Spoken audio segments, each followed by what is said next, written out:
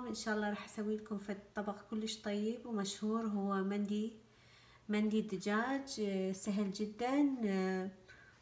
اللي راح نحتاجه اول شي هو هذه فخاذة مال دجاج كاملة، اني نظفتها وغسلتها بالحامض والملح والماء وشلت الدهن، بس بقيت الجلد حتى يحافظ لنا على الطراوة مال هاي الفخاذة مال الدجاج. عندنا هنا 5 قطع. راح نبدي نسوي التخميرة مال الدجاج. عندنا نص حامضاية عصير مالتها وشوية برشت منها، هيجي نص حامضاية يعني عصير فريش. راح نضيف المواد اللي راح نحتاجها. راح نضيف ربع ملعقة صغيرة من الكركم.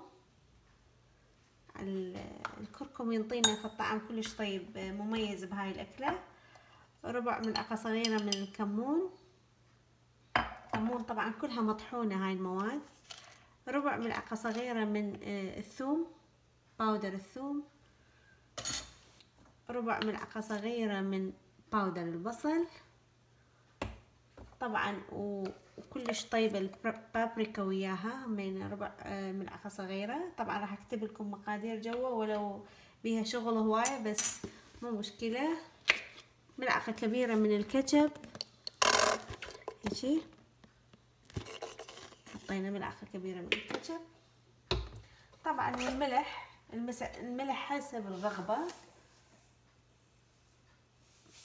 الملح حسب الرغبة. راح اخلي نص ملعقة صغيرة من الملح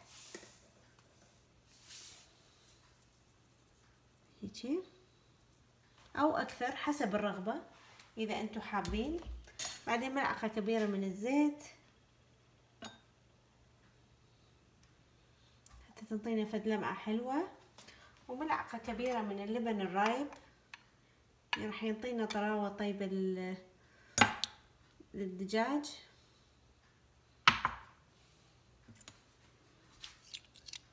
هيجي راح نبدي نحرك المواد هاي مع بعضها. نضيف الخلطة على الدجاج، هيجي نوزعها.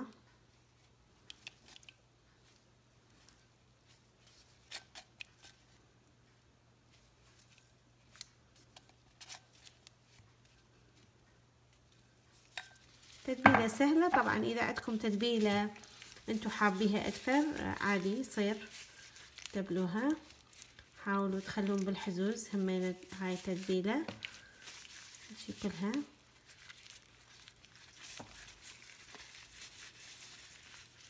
نتبلها. حضرت عندي راح اغلفها بنايلون وادخلها الثلاجة لثاني يوم الصبح. عندي هنا بصلايتين لونين احمر وابيض، بس انتو تقدرون تستعملون فد لون عادي يصير. هذا الدهن خليت بيه الكشمش واللوز، دهن خليت بيه كشمش ولوز. والدهن الكمية اللي تحبوها، يعني خليت فد ربع كوب. احمس البصل على النار هسه عالية النار. خلاص البصل يمنا صار ريده هيك يتحمص كلش، راح اطلعه على جنب. غسلت الجدر ونشفتها، راح اخليه الزيت اللي صفيته اللي حمست بيه البصل. نبدي هسه شوية نشوح الدجاج، يعني ننطيه لون وينطبخ شوية بس من الصفحتين. راح ابدي هسه الدجاج اللي البارحة احنا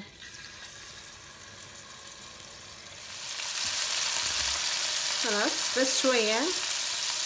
نزيد البهارات. بهارات عندي كبابة وهيل وعودين دارسين والقرفة ونص ملعقة صغيرة من الكركم او ملعقة كاملة اذا حابين انتو الطعم. طبعا المقادير راح اكتبها جوا الفيديو مثل ما قلنا. وراح اضيف احمسهم شوية بنفس الدهن اللي قليت بيه الدجاج وكل الاشياء، هو نفس الربع كوب. اضيف شوية جزر اني بارشته فجزرايتين، وشوية فلفل احمر هذا بارد او اذا حابين حار، ونحمسهم كلهم سوا هيجي شوية فد حمسة خفيفة، بس فد حمسة خفيفة. راح اضيف المي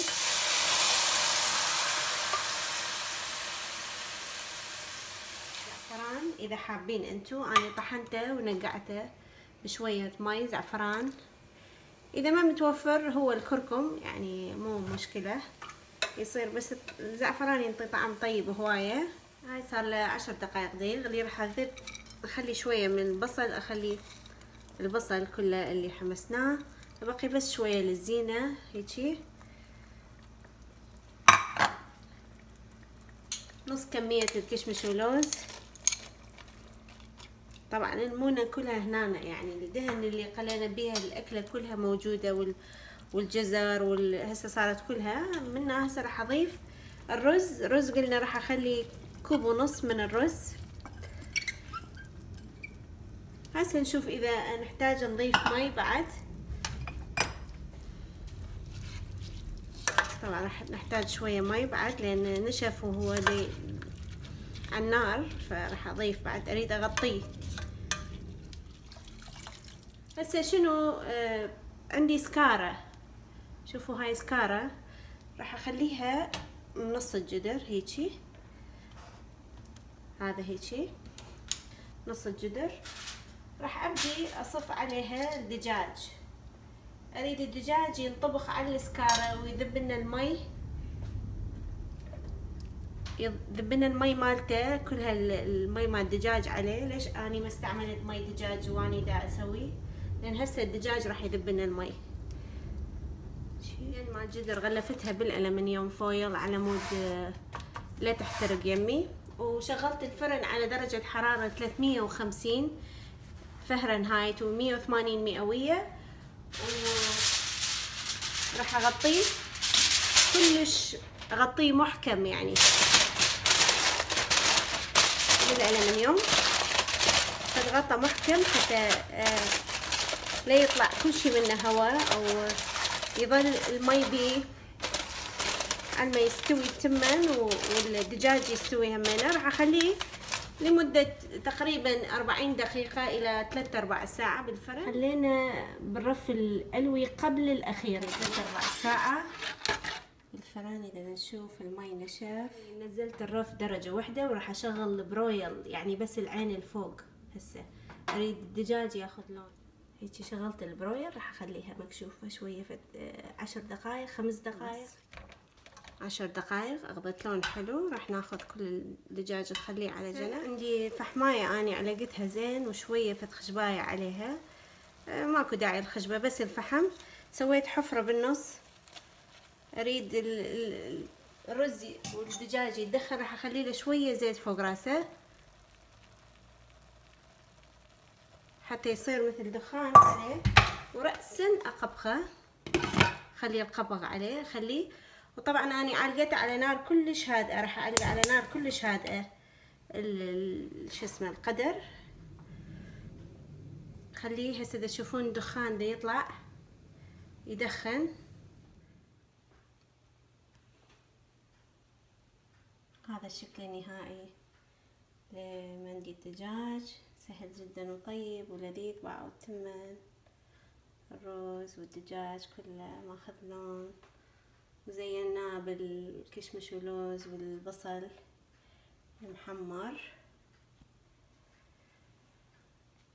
ان شاء الله عجبكم الفيديو. هذا مطبخ ليندا. حبايبي تابعوني، سبسكرايب للشانل مالتي، قناة مالتي مال يوتيوب. اشتركوا بقناتي. واذا عجبكم الفيديو طبعا واذا حبيتوا سووا لايك. اي سؤال اجاوب عليه بالتعليقات. اشكركم على المتابعة. مع السلامة.